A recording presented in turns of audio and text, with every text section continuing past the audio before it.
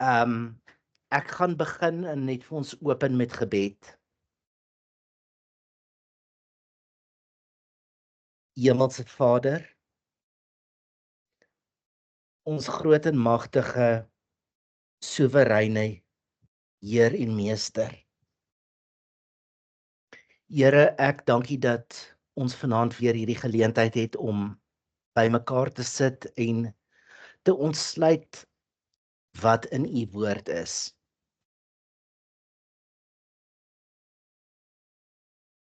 Here, U weet dat hierdie vir my 'n moeilike studie was en help my, Here, en help ook elkeen van ons om die grootheid in te sien van hierdie stukkie teks wat ons vanaand lees. Hemelse Vader, so baie dankie vir Jesus Christus en wat hy vir ons kom doen het op die aarde, maar ook wat hy vir ons geleer het en die voorbeeld wat hy vir ons gestel het. Here, ek vra dat U in die Gees sal beheer vat by ons elkeen, dat ons elke dag minder sal word en U meer, sodat ons meer en meer aan die beeld van Christus gelyk kan word, sodat die evangelie ervaar kan word, Here, deur 'n wêreld wat dit nie meer kan hoor nie. Hemelse Vader, ek dank U vir elke boetie en sussie wat hier is vanaand. Seën elkeen, onderneem in hulle lewens, Here. Maak die vrug en die arbeid van hulle hande voorspoedig en bemagtig ons elkeen, Here, om 'n verskil te maak in die wêreld waar ons is. Ek bid dit in Jesus se naam. Amen. Okay, nou voor ons met vanaand se studie gaan begin, wil ek verduidelik hoekom ek nie laasweek 'n studie aangebied het nie. En ons het al baie keer van 'n stuk gesê dat hier's meer been as vleis in hierdie stuk. En hierdie stukkie wat ons vanaand lees is weer een van hulle. Daar's net been. Maar wat gaan met elkeen van ons gebeur as ons die been of as ons geraamtes uit ons lyf uitgemaak word? Ons gaan geen vorm hê nie. En in hierdie teks wat ons vanaand lees, is daar so 'n ding gewees wat my redelik onkant betrap het en ek eers bietjie dit moes gaan verwerk en daaroor dink, want ek het nie laasweek gevoel ek is reg om daaroor te praat, of ek verstaan dit nie goed genoeg, of ek het nie gekwalifiseerd gevoel om iets daaroor te sê nie. Nou, ek wil eintlik vanaand se studie begin, okay, ons begin weer by Johannes 20:31, maar hierdie is beskrywe dat jy kan glo dat Jesus die Christus is, die Seun van God, en dat jy deur te glo die lewe kan hê in sy naam. Nou, ek dink vanaand is hierdie stuk daarvoor baie, baie belangrik.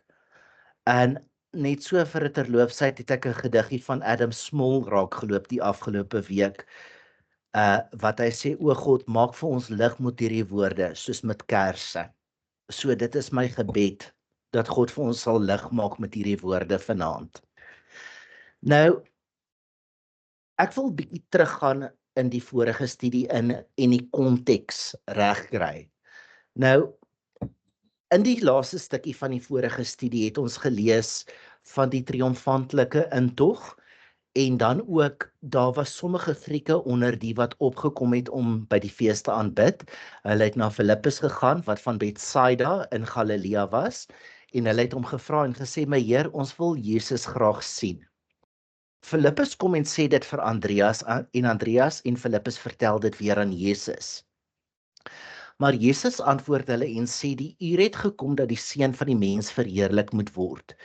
Voorwaar, ek sê vir julle, as die koringkorrel nie in die grond val en sterf nie, bly dit alleen. Maar as dit sterf, dra dit veel vrug. Wie sy lewe liefhet, sal dit verloor, maar wie sy lewe haat in hierdie wêreld, sal dit bewaar vir die ewige lewe.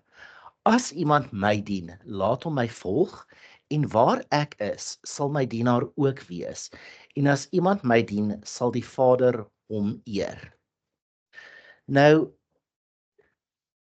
die belangrike ding oor hoekom hierdie stukkie net konteks wil stel vir die volgende stuk, is blykbaar hierdie klomp Grieke wat met Jesus kom praat het op hierdie stadium.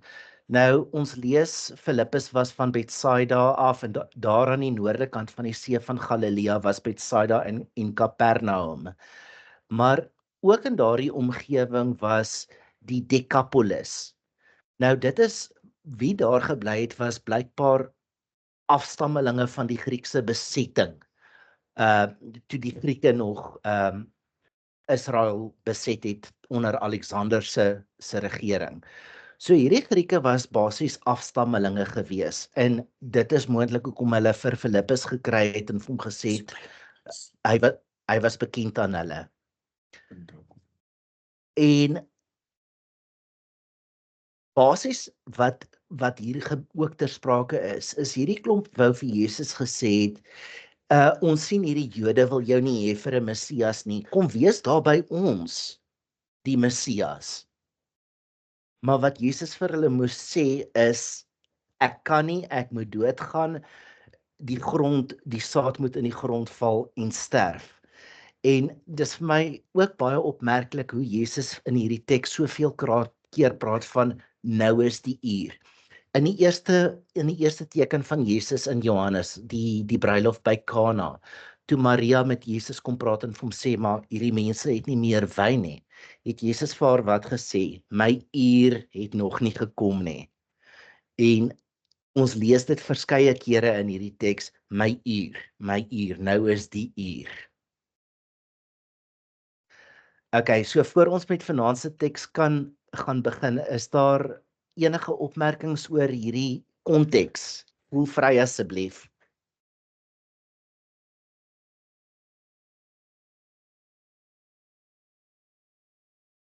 Okay, dan lees ons van vers 27 af.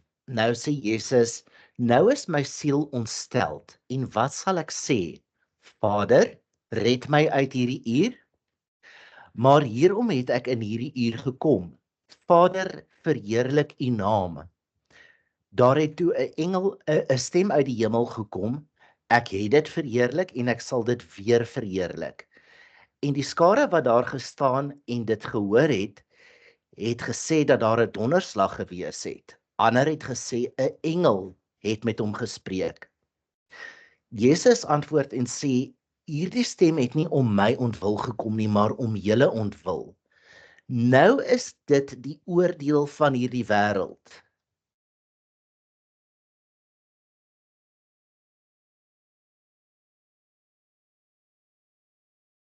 Nou is dit die oordeel van hierdie wêreld.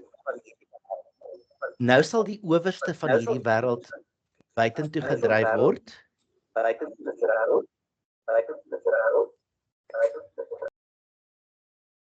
Ek dink dit gaan beter klink. Nou sal die owerste van hierdie wêreld buitentoe gedryf word en as ek van die aarde verhoog word, sal almal na my toe trek. Nou vers 33 sê vir ons en dit het hy gesê om aan te dui hoedanige dood hy sou sterwe. Nou dit is blykbaar in die volksmond of in die idioom wat die mense gebruik het daardie stadium om van die aarde verhoog te word. Dit is baie duidelik om gekruisig te word. Dit is so 'n soort van 'n slang gewees wat almal geweet het wat dit beteken. Die skare antwoord hom, ons het uit die wet gehoor dat die Christus tot in ewigheid bly. Hoe sê u dat die seun van die mens verhoog moet word? Wie is hierdie seun van die mens? En Jesus sê vir hulle, nog 'n klein tydjie is die lig by julle. Wandel solank as julle die lig het, sodat die duisternis julle nie oorval nie. En wie in die duisternis wandel, weet nie waar hy gaan nie.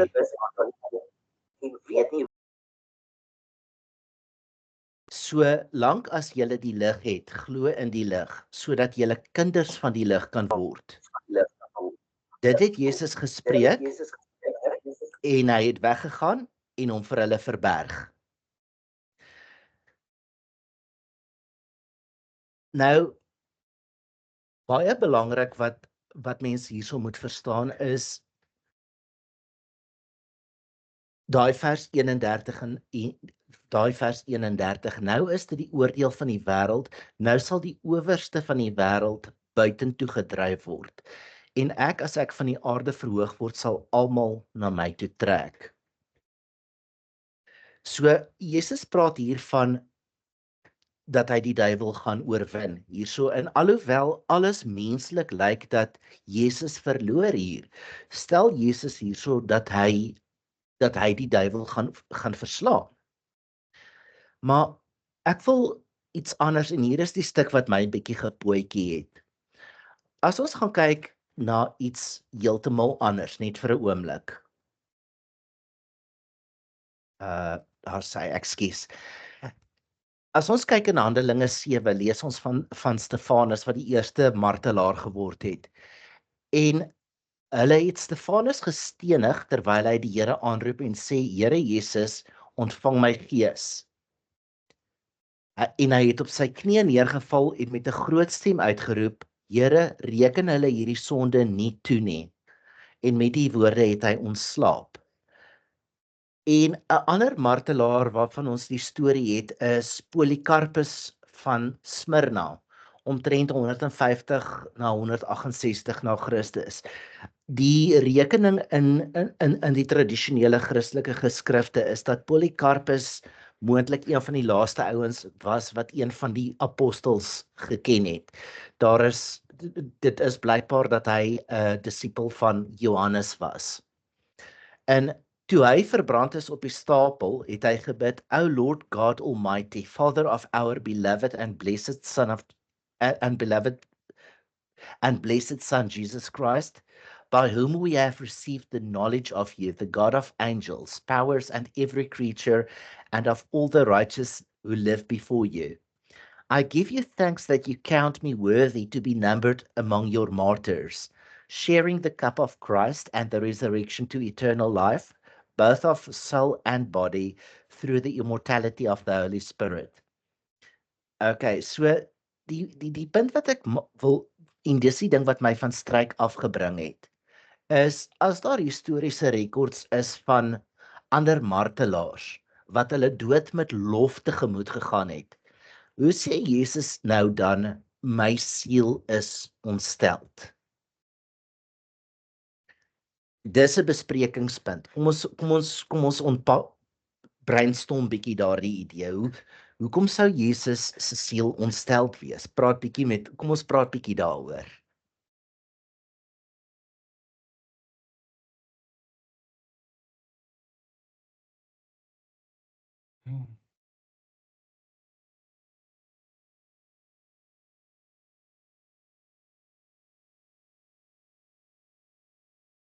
Patrick, ek hoor jy wil iets sê. Ja, ek sou baie dankie Nick. Hoor ek nie reg nie. Okay. Alright. Cecilia, wat dink jy? Ek is nie heeltemal seker nie. Nee, ek is Okay. regtig nie seker hoor.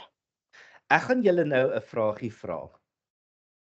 Wanneer ons onsself staal vir iets slegs wat weet ons gaan gebeur, hoeveel keer leef ons deur daai foltering daarvan? Baie. Ek gaan nou nog iets sê daaroor. Maar ek onthou toe ek 'n laaitie was, as ek geweet het ek gaan nou 'n pak slaag kry. My aarde, daai wete van daai pak slaag wat ek gaan kry was vir my net so verskriklik soos die pak, as dit nie erger as die pak slaag was wat ek geweet wat gaan kom nie. Okay. Nou gaan ek, maar Jesus was 100% mens en hy was 100% God. Maar ek dink nie hierdie stelling van hom, dat sy siel ontsteld is, gaan oor die menslike aspek daarvan, dat hy hierdie vrees het vir wat voor lê nie. Nou gaan ek die volgende stelling maak. Tot op hierdie stadium het Jesus geen sonde gehad nie.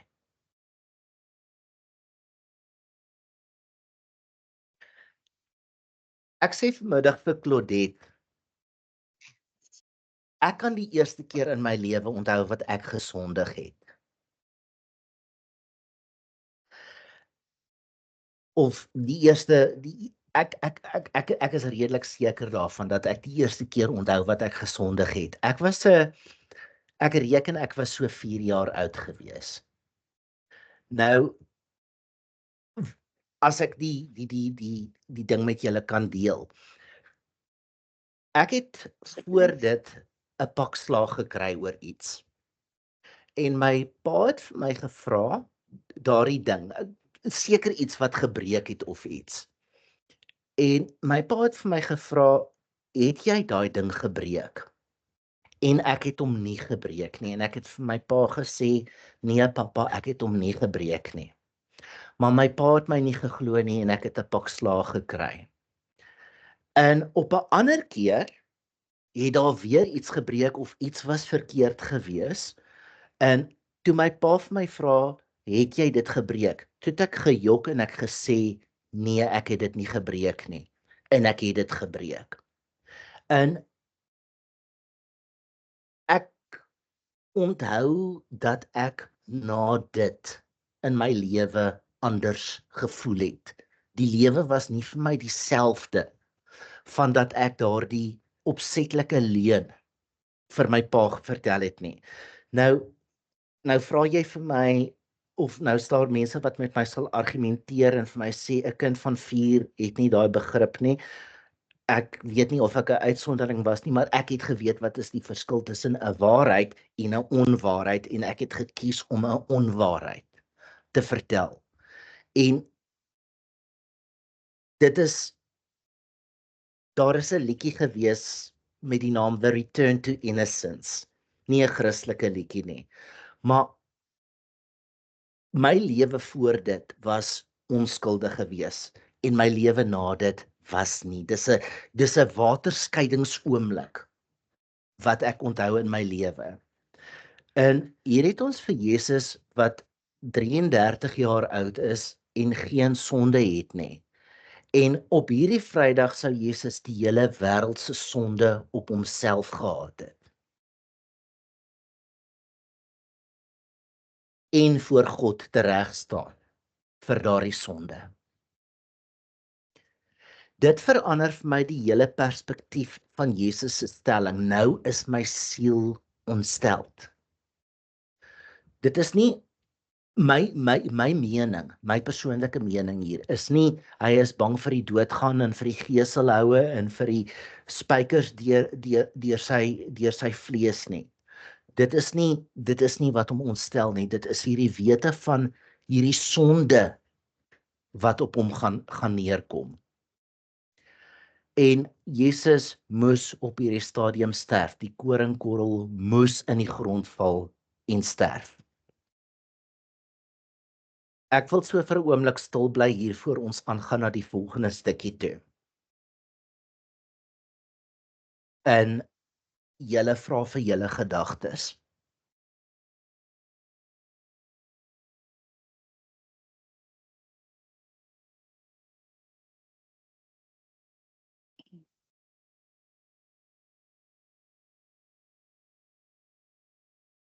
Oom Marius, is julle nog by ons? Ja, Cecilia. Een vraagie wat ek wil vra, nê? Liewe Jesus het aarde toe gekom om vir ons sondes te sterwe. Dis reg. Ons wêreld van vandag, is dit so erg soos dit was daai tyd of is die sonde erger hierdie in hierdie tydperk wat ons nou lewe as wat dit dan was? Wat dink jy? Ek dink As ek jou daai vraag gevra het. weet jy, met al hierdie goed wat in ons wêreld aangaan op die oomblik, sou ek gesê het ons die wêreld waarin ons lewe is baie erger geweest as die wêreld daai tyd. Okay. Was die sondes alle dieselfde soos okay, diefstal was daar, moord was daar. Daar was allerlei goed, maar ek voel net ek is dalk verkeerd, maar ek voel dat ons lewe in 'n wêreld wat regtig baie sonde het. Cecilia, ek gaan nou vir jou 'n snaakse dings vertel. Ek gaan en hear me out about it.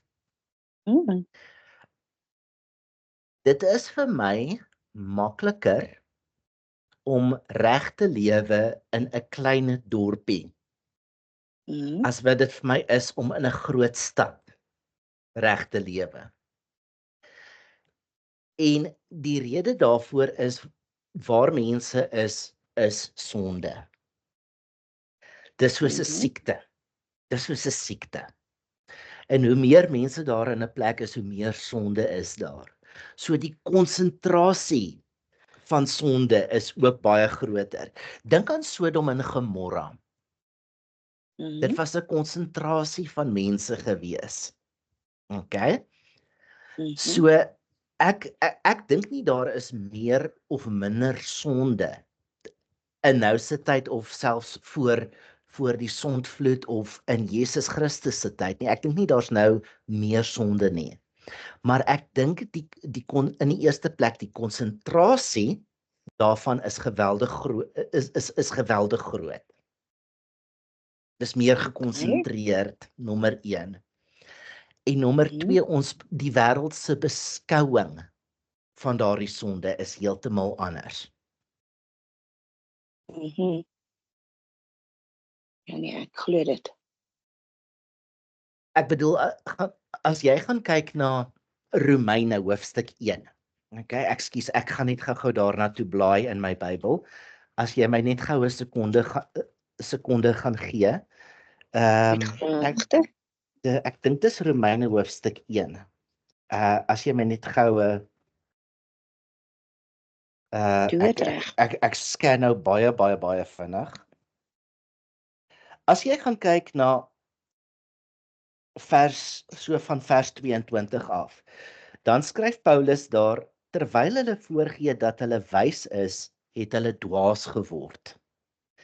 En die heerlikheid van die onverganklike God verander in die gelykvormigheid van die beeld van 'n verganklike mens en van voëls en viervoetige en kruipende diere. Daarom het God hulle ook in die begeerlikhede van hul harte oorgegee aan onreinheid om hulle liggame onder mekaar te onteer. Hulle wat die waarheid van God verruil het, die leuen en die skepsel vereer en gedien het bo die Skepper wat geprys moet word tot in ewigheid.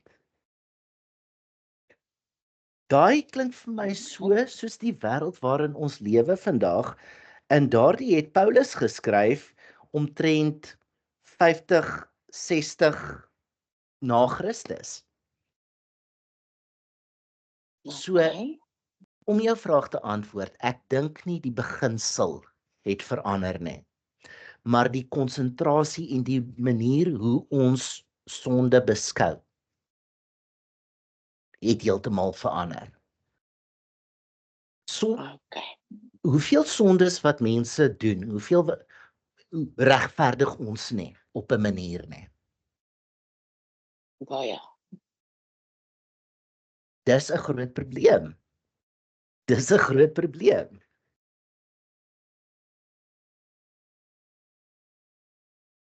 Okay. Dit is 'n groot probleem, ja. Dit en jy gaan nou sien wat Jesus nou jy gaan bietjie verder in die hoofstuk sien wat Jesus daaroor sê. Okay. So kom ons gaan bietjie aan. Cecilia, ek waardeer dit sodat jy die vraag gevra het. Baie dankie. Doen dit weer. Ek maak so.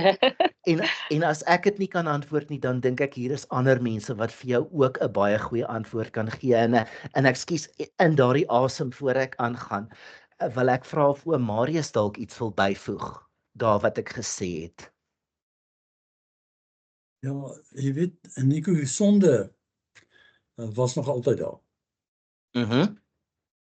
Jy weet, of dit nou minder of meerdere is, dit was maar altyd daar.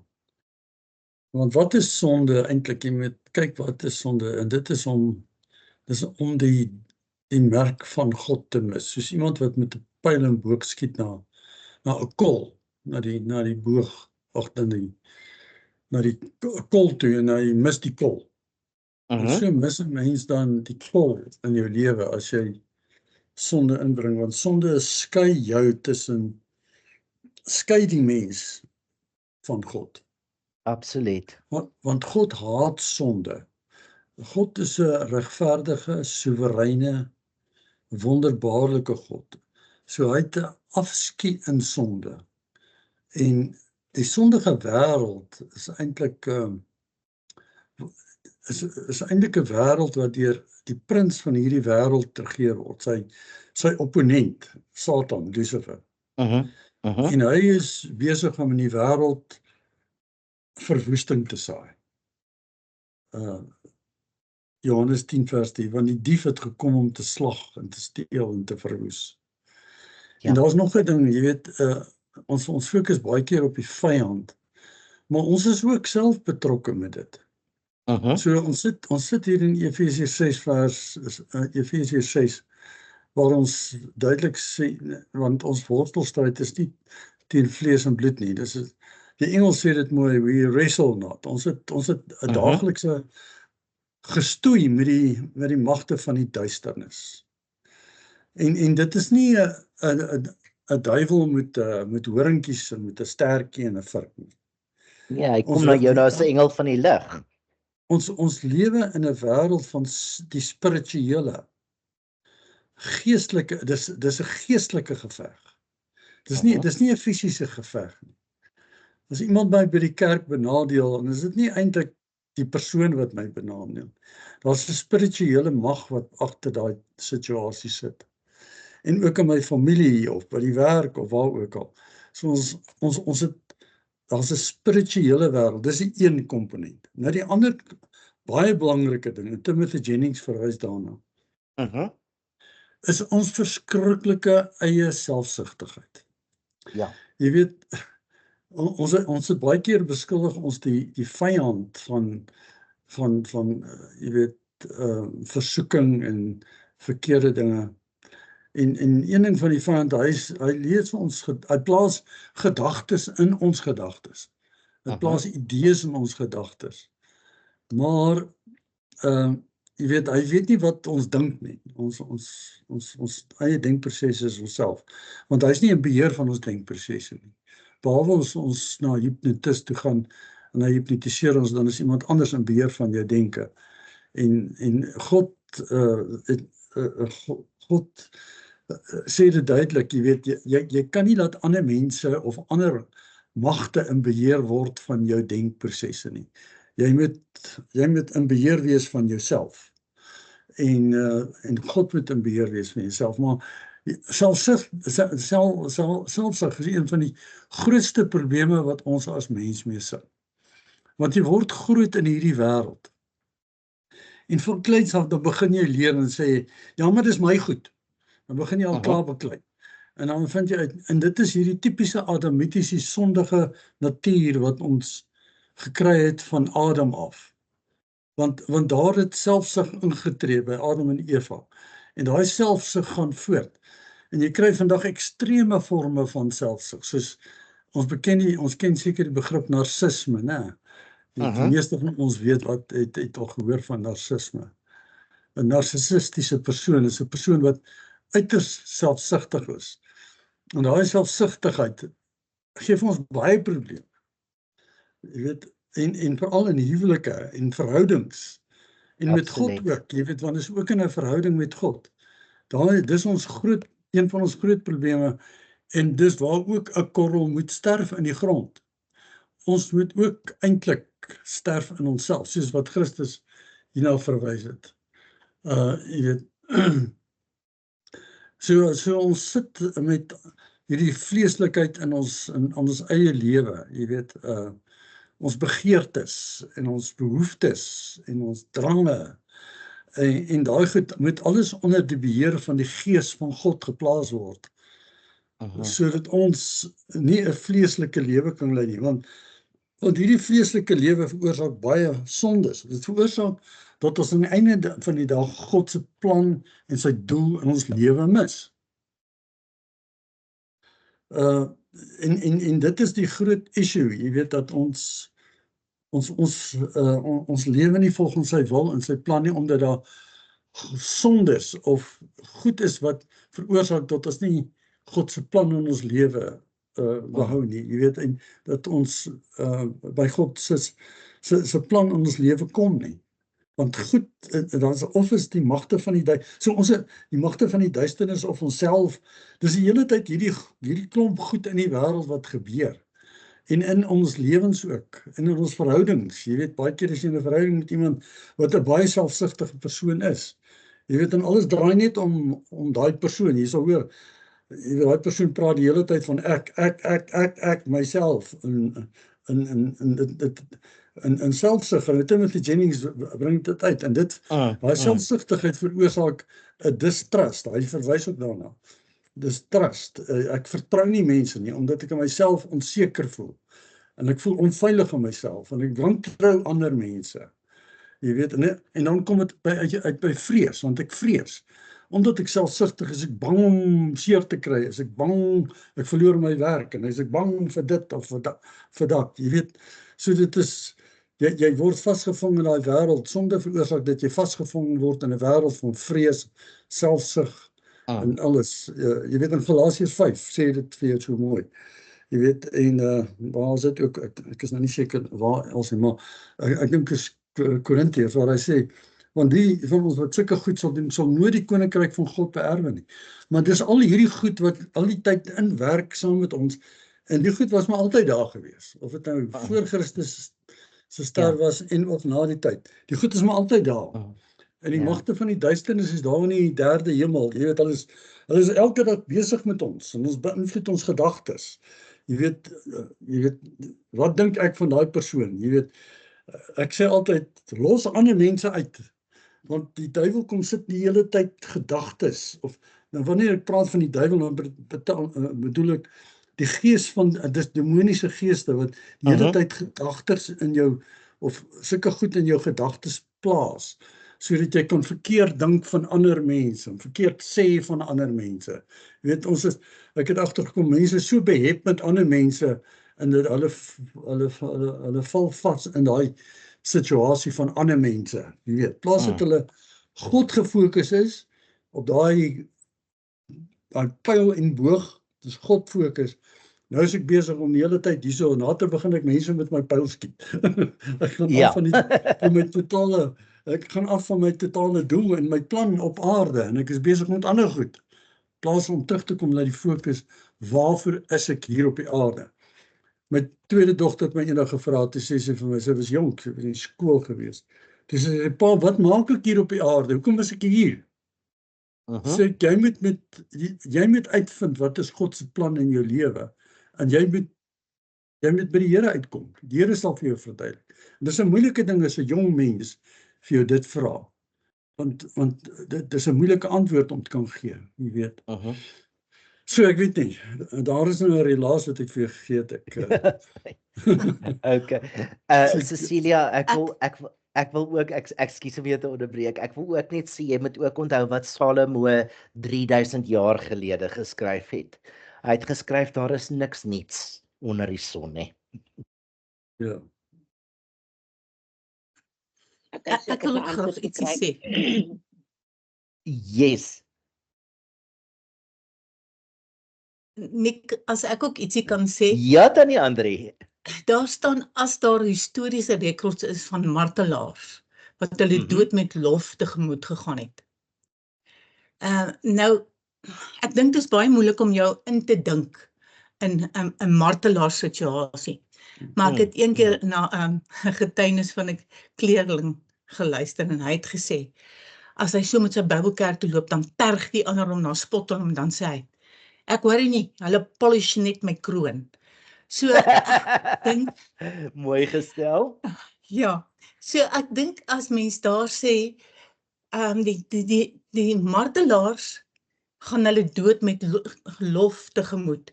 Is dit 'n situasie van hierdie mense hier op aarde martel my, maar ek is nie Christus nie. Ek kan nie sterf vir ander mense nie. Maar ek sterf vir God om te kan sê ek gee my lewe omdat die Here so 'n wonderlike God is. Nou kom ons waar Jesus is. Nou sê hy in die situasie maar nou is my siel ontstel. Nou wat doen hy? Hy sterf vir ons. En as ek julle nou nooi en ek sê vir julle kom eet by my melktert. En julle waardeer nie my melktert nie, gaan ek ontsteld wees. Nou gaan Jesus, hy sterf vir ons, hy gee sy lewe. Wat 'n verskriklike dood om 'n kruisdood te sterf. Hoe hy gemartel en geslaan is. Mens net weer kyk na die Passion, dan sien jy, wat doen 'n mens? En nou gaan Jesus en hy gee sy liggaam. En daar's mense wat nie hom sy aanvaar, sy verlossing aanvaar nie. Ek gee julle melktert, julle wil dit nie eet nie. Jesus gee ons sy lewe. Hy vir homself offer hy vir ons. Maar wat doen die mense? Hulle neem hom nie aan nie. En nou gee hy dit alles. En sy siel is ontstel. Hier hang die 2 ouens langs hom aan die kruis. Die een het hy gesê, ek gaan jou vandag nog in die paradys sien. Die ander ou het gesê, ag nee, wat? Jy kan nie eens jouself help nie. So dit het sy siel ontstel, dat hy bereid is om homself te gee. En dan is daar mense wat dit nie wil aanvaar nie. Ja. Okay, so kom ons gaan gou aan na die volgende stuk van die teks. As ek mag, as ons klaar is met hierdie besprekingspunt. Ja, ek wil net iets noem. Julle kan gerus ook Hebreërs 11 gaan lees. Dan lees julle daaroor eintlik die martelare van Christus. Hoe mense opgesaag is in stukke en vir die diere gegooi is om opgevreet te word. Jesaja was... Jy weet, 'n martelaar is mense wat spesiale krone van God sal ontvang. Want hulle het regtig, jy weet, lees daai laaste gedeelte van Hebreërs 11. Julle moet dit lees. Want hy gaan oor geloof, en dan praat hy van al die voorvaders, weet Abraham, en dan gaan hy deur na Hagar die hoer, en dan gaan hy deur na Moses toe uiteindelik, en dan kom hy, dan praat hy en dan sê hy, maar God het iets beter vir ons, en wat hy vir ons het. En dis hoekom ons nie op die aarde tuis voel as 'n kind van die Here nie, want daar's iets beter vir ons aan die ander kant in die hemel. God het vir ons iets beter beskik vir ons. En dit is 'n martelaar is 'n baie spesiale mens. Ek weet nie, ek dink nie ek sal 'n goeie martelaar wees nie. Maar 'n gedeelte wat ek hier sien is ook dat, jy weet,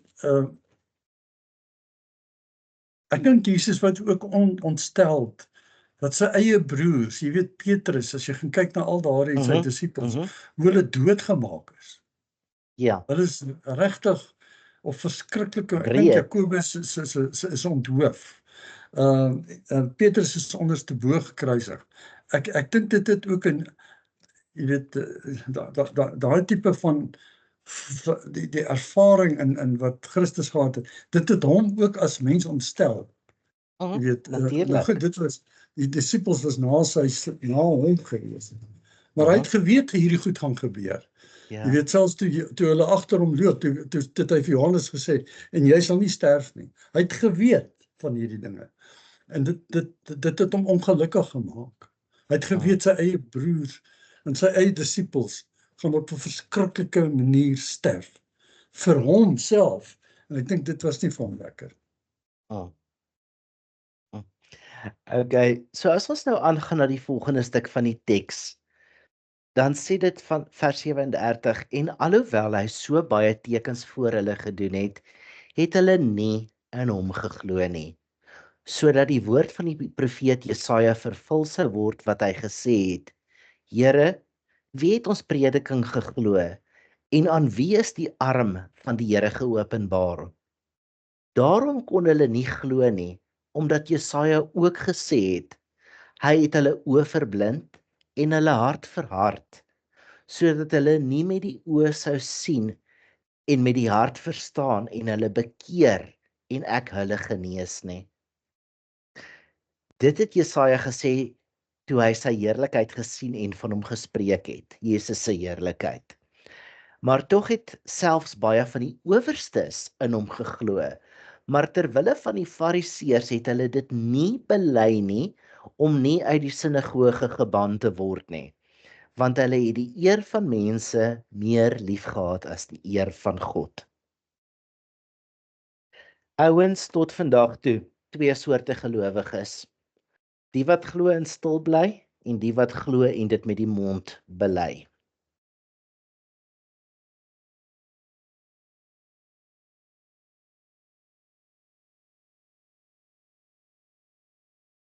Vers 40 sê hy het hulle oë verblind en hulle harte verhard, sodat hulle nie met die oë sou sien en met die hart verstaan en hulle bekeer en ek hulle genees nie.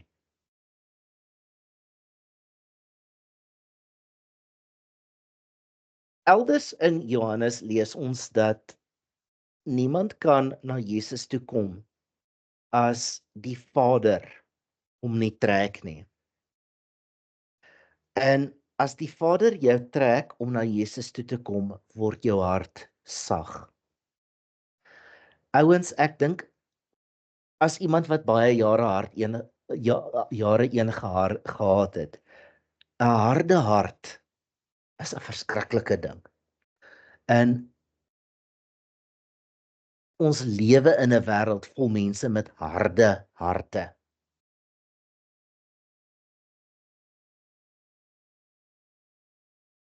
Van klip, nie van vlees nie. Van klip. Kom ons gaan gou, ek wil net hierso ietsie vir julle interessants bysit. Wie presies was die Fariseërs en die Sadduseërs? Nou, die Fariseërs, dis hoe ons hom ken, maar die Hebreëse woord vir hulle was die perushim. En die betekenis daarvan was die afgesonderdes.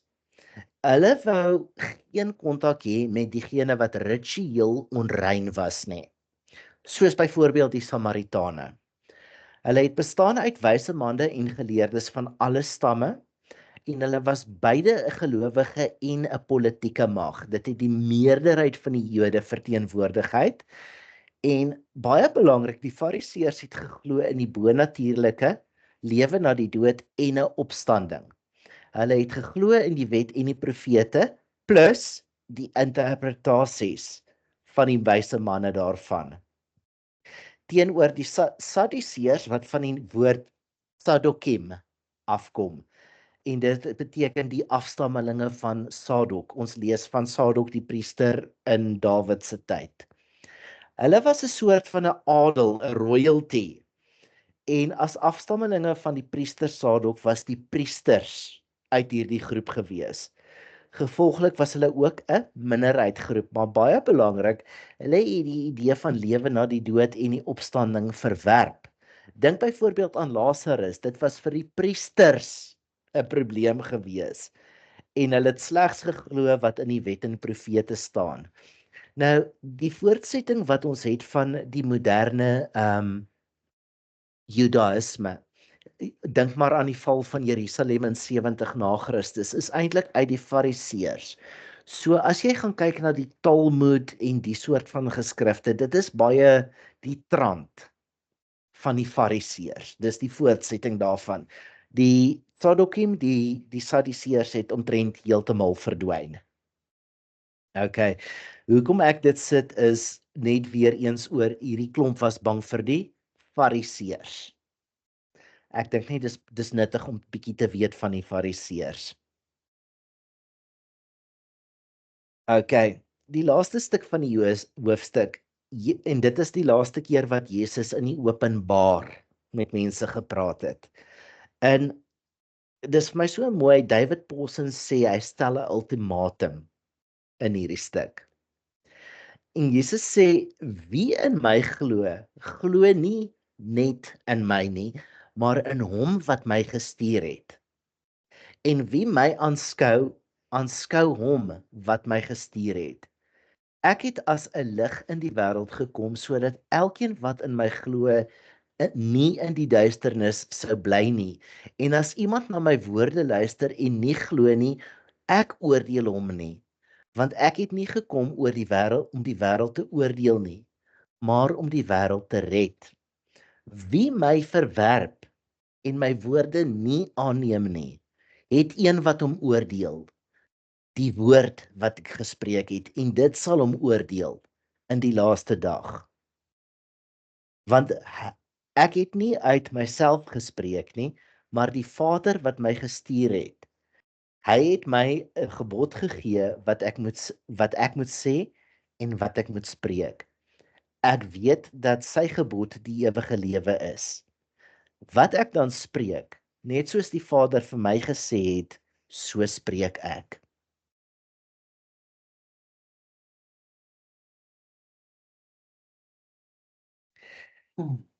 Tannie Andri het 'n paar keer vir my 'n ding gesê wat my baie kwaad gemaak het toe Tannie dit gesê het. Ek dink nie ek het dit gewys nie, maar dit het geweldig aan my gekrap. Maar uiteindelik stel God voor ons elkeen 'n keuse. En dit is wie ons sal volg en watter keuse ons ook al uitoefen. God sal ons help op daardie pad. So as jou keuse dan vir God, vir Jesus Christus, vir die geregtigheid is, gaan hy jou help op daai pad. En as jou keuse teen dit is, my maatie, hy sal vir jou help om by die ander plek ook te kom. Hy sal jou help. Hy sal jou keuse respekteer. Dis eintlik wat dit is. God is 'n gentleman. In 'n ewigheid, die keuse dink ek in 'n groot mate is, waar wil jy wees in ewigheid? En in die disippelskap kursus praat ek baie oor wat is jou verwagting met Jesus Christus. En as jou verwagting met Jesus is 'n ewigheid saam met God en jy maak die keuse daarvoor, gaan hy jou help om op daai pad te wees. Maar as jy nie kies vir hom nie en die ander pad kies, daar gaan goeters kom op jou pad wat jou sienswyse bekragtig. Ek weet nie of dit 'n extreme view is nie. En hoe toepaslik is dit hier nie, maar dit is vir my 'n absolute ding en ook 'n ander ding wat ons moet sien. Jesus oordeel geen mens nie, maar die woorde wat hy gegee het, dit is wat ons oordeel. Ja, Nico, ek stem saam met jou. Ek dink ons word een of ander tyd voor 'n keuse gestel in ons lewens. Vroeg in ons lewe of later of baie laat. Baie mense kry 'n keuse, maar hulle oefen nooit 'n keuse uit nie. Ja. En dis 'n moeilike keuse wat jy moet maak. Dit is nie maklik nie. Jy kies of God, Jesus Christus, of jy kies die duiwel, of jy kies Satan. Want hierdie wêreld, met alles wat in hierdie wêreld aangaan, is Lucifer se eiendom. Dit is Satan se, alhoewel God in beheer is van alles, selfs ook sy aktiwiteite hier op die aarde, alles het God in beheer.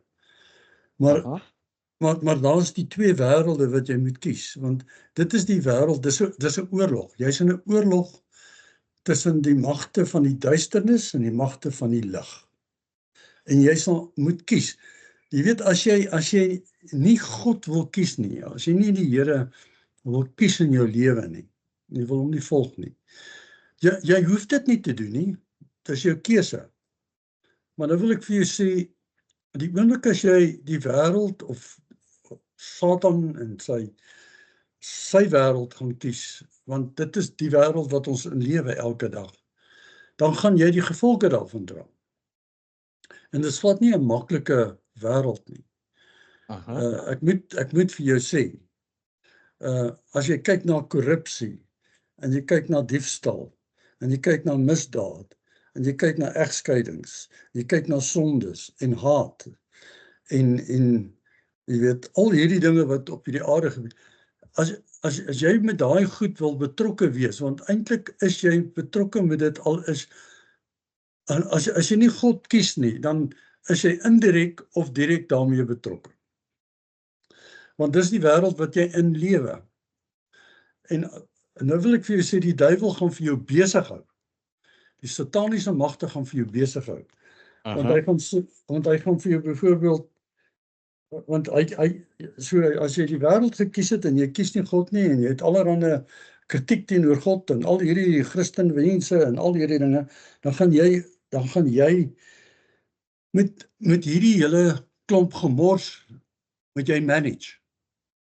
Want dit gaan op jou afkom. Dit gaan siekte wees, dit gaan ellende wees, dit gaan egskeidings wees, dit gaan haat wees, dit gaan diefstal wees, dit gaan al hierdie dinge wat in die wêreld aangaan, gaan jou raak, dit gaan jou beïnvloed.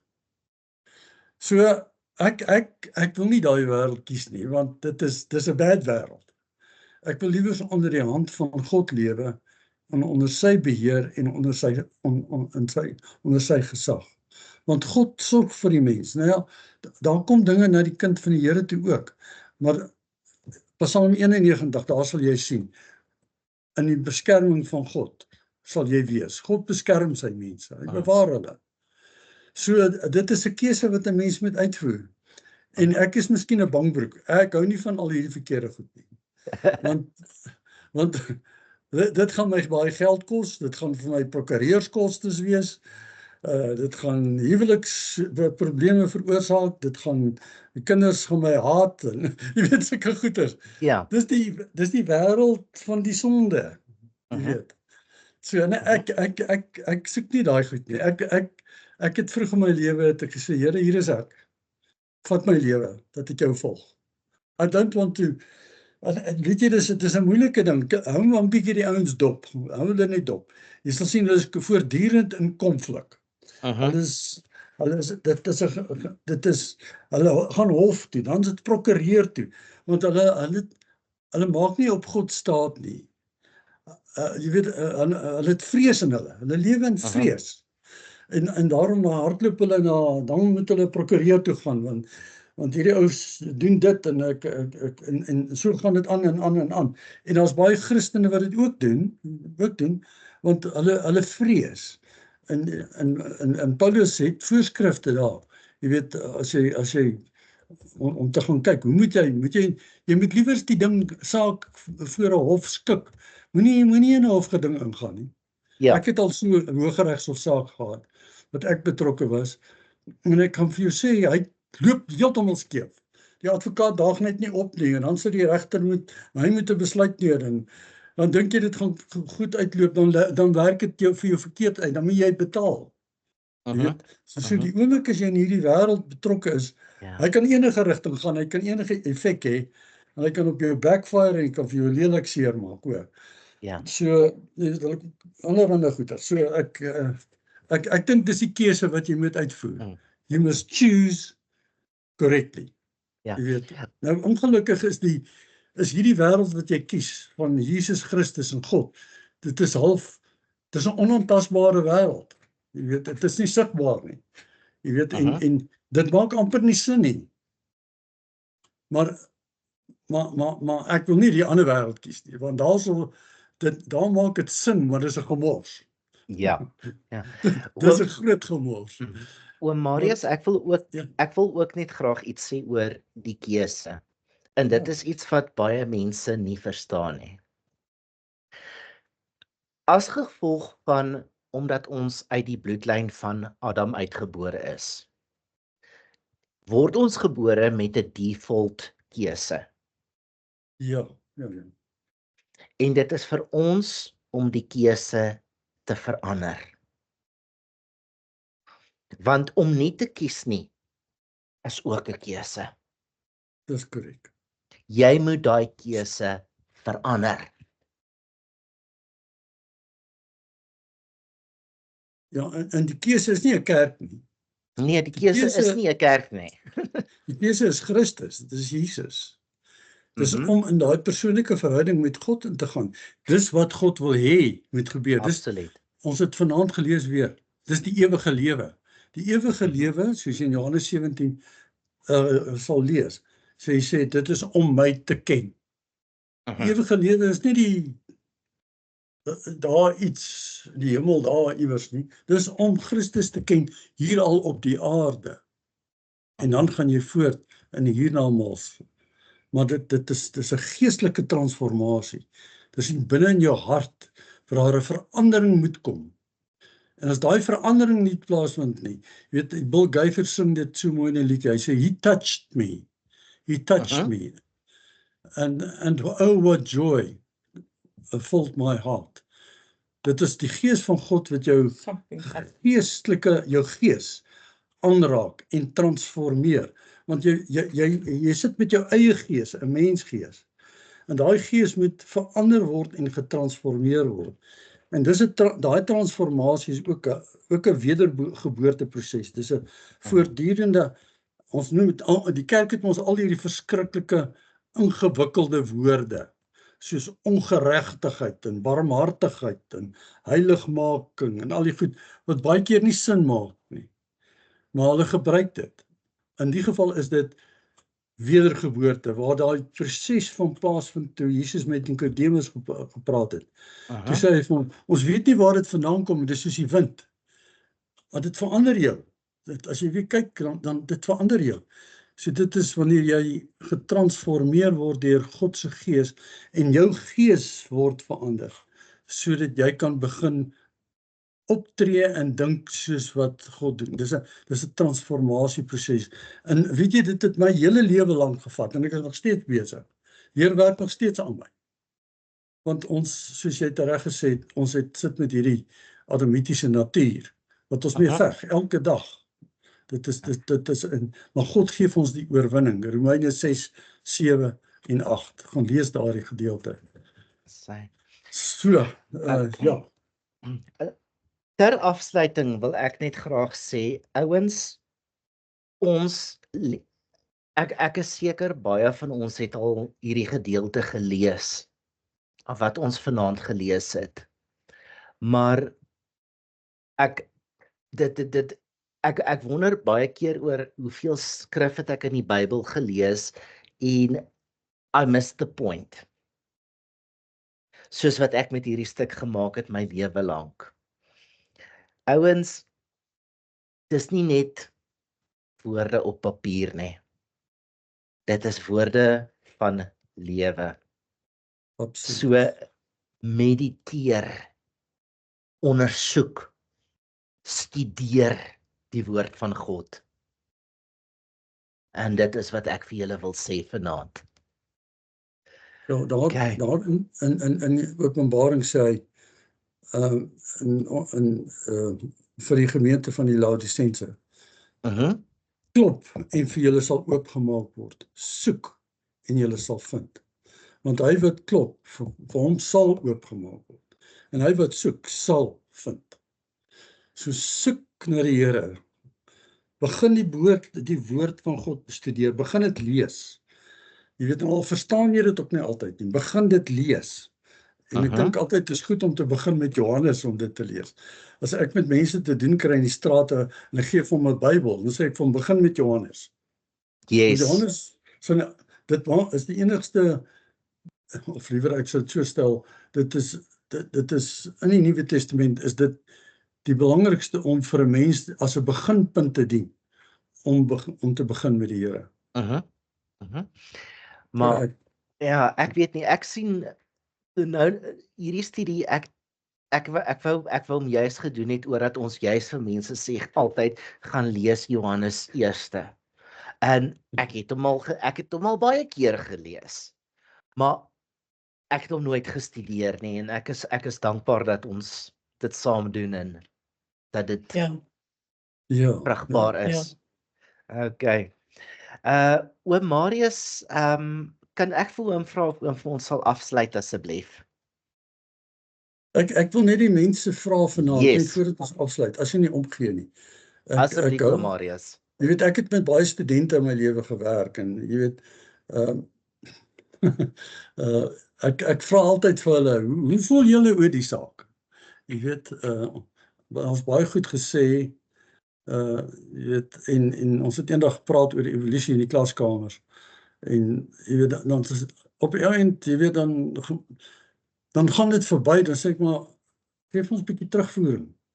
En eendag toe kom 'n ou na my toe en hy sê vir my, ek wil graag, na daai gesprek, ek wil graag die Here aanneem. Ek wil by God uitkom. Toe sê ek vir man, ek het vir hom so stel comics gegee. Daai tyd was dit deur Clicks gepublisher gedoen. Check, yes. En ek gee vir hom die hele stel en ek sê vir hom, wel, ek sit in die klaskamer by die universiteit. Ek sê, vat hierdie goed huis toe, gaan in jou binnekamer en dan begin jy met die Here praat. Gaan op jou knieë, begin bid. Jy weet, ek het die voorreg gehad om 'n ma te gehad het wat my gesê het, voordat jy gaan slaap, bid jy en jy lees Bybel. En dit is die belangrikheid van 'n moeder. 'n Moeder moet vervul daai kritiese rol in 'n gesin se lewe. Pa ook natuurlik. Maar jy weet, dan moet iemand in 'n huisgesin wees wat leiding neem in terme van Jesus. In terme van om jou by God uit te bring as 'n kind. Want dit is waar dit begin. Dit is altyd moeiliker om later in jou lewe by die Here uit te kom as jy ouer is, want dan het jy al reeds gevestigde patrone. Ja, jy weet, jy het nou al met kerke te doen gehad en predikante en mense wat jy mee beklei het in die kerk en allerlei goed, en daai goed, dit verhinder jou uiteindelik weer om by die Here uit te kom. Maar as 'n mens 'n kind is, dan is jy naïef. Ek wil hê, jy weet, die Here wil hê ons moet soos 'n kind wees. Jy kom met 'n verskriklike naïwiteit na die Here toe. As jy in die aand gaan op jou knieë, dan sê Here, hier is ek. Vat my lewe. Neem beheer van my lewe. Ek kan nie meer aangaan soos wat ek aangegaan het nie. Kyk na my geskiedenis. Vat my lewe. Begin. Transformeer my lewe. En dan begin jy die woord bestudeer. Begin die Bybel lees. Die woord is so kragtig. Hy sal vir jou totaal transformeer. En dit is wat in my lewe ook gebeur het. Absoluut. Goed, ek sal vir ons dan afsluit. Ja. Hemelse Vader, dankie vir 'n voorreg wat ons het om net by mekaar te kan wees. Dat ons met U kan 'n gesprek voer. Dat ons met U kan praat.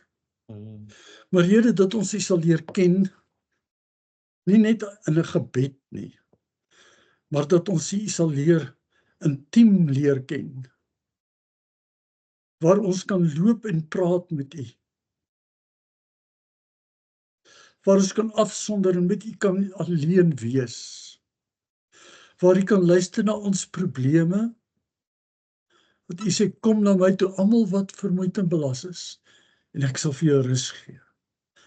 Want Here, U gee vir ons die volkome, die volmaakte rus in ons binneste, reg in ons binneste, in ons harte.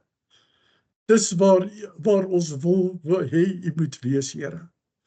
U moet teenwoordig wees binne in ons lewe. En ons streef daarna, Here, om nader aan U toe te kom, want U woord sê, nader tot my, en ek sal tot julle nader. En ek vra vanaand, Here, dat U elkeen tot hulle sal nader. En Here, dat hulle ook tot U sal nader. En dat hulle ontmoeting met U sal hê. Dat hulle U sal leer ken. Want U is 'n goeie God. Dit is die moeite werd om die Here te dien. Gister, vandag en môre. Hemelse Vader, dankie vir 'n voorreg om U eerste te stel op 'n aand soos hierdie. Dat ons kan luister na wat U woord vir ons sê. Ons eer U en ons aanbid U. Ek vra dit in Jesus naam. Amen. Amen. Okay. Amen. Okay. Dankie almal. Mag julle 'n baie geseënde week hê en ek hoop die studie was vir julle ook 'n seën gewees. Oom Marius, ek wil net gou hoor, is dit moontlik of ek vir oom dalk 'n lykie kan gee gou-gou?